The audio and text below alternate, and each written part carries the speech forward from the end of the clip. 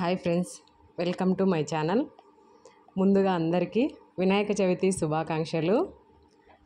అందరూ బాగా జరుపుకున్నారా పండుగ? నేనైతే చాలా బాగా జరుపుకున్నాను. ఇంకా నా మార్నింగ్ రొటీను, నేను పండుగ ఎలా చేసుకున్నానో చూపిస్తాను చూడండి.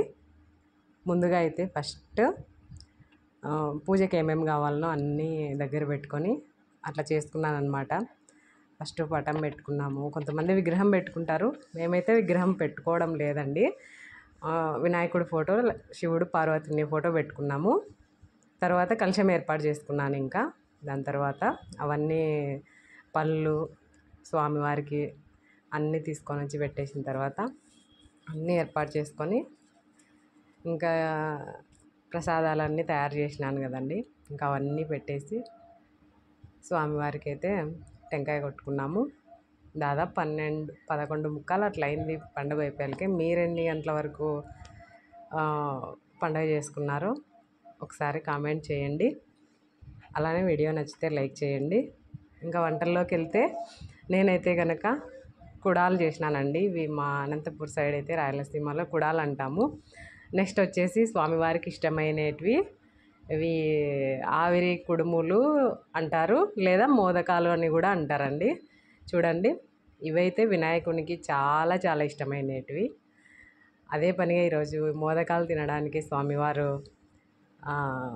భూమికి వస్తారనేసి అంటారనమాట పెద్దవాళ్ళు. అంత ఇష్టం అనమాట ఆవిరి కుడుములు మోదకాలు అంటే. అవి చేశాను. ఇంకా నెక్స్ట్ అయితే కనుక అప్పడాలు వేయించి పెట్టినాను. దాని తర్వాత అయితే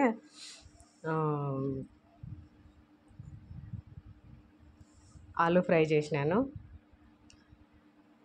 చూడండి, పొద్దున 5:30కి లేచింటే మొత్తం వంటలన్నీ అయిపోయి పూజ అంతా అయిపోయి కాయ కొట్టుకొని మేము భోంచేసే టయానికి అంతా 1 అయిపోయింది టైం. మధ్యాహ్నము చాలా లేట్ అయింది ప్రాసెస్.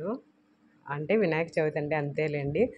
మగ్గం సామాన్లు అన్నీ పెట్టుకుంటాం కదా మేము, కొంచెం లేట్ అవుతుంది. అవన్నీ కడుక్కొని సామాన్లన్నీ అక్కడ అరేంజ్ చేయాలంటే కొంచెం లేట్ అవుతుంది మాకైతే కనుక. ఎప్పుడు ఈ పండుగ ఇలాగా అన్నం, పప్పు, రసము,